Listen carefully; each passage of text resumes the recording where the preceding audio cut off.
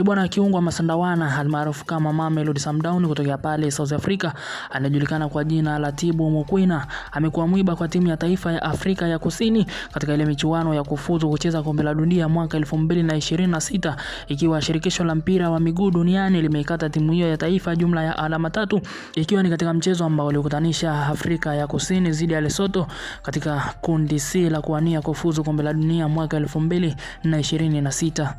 Sasa timu ya Afrika Kusini ambayo inajulikana kwa jina maarufu kama Bafana Bafana katika jumla ya alama 3 zilizokatwa katika mchezo wa kuania kufuzu kombe la dunia mwaka 2026 imefanya timu hiyo ya Afrika Kusini kushuka mpaka nafasi ya pili ikiwa iko nyuma ya Benini.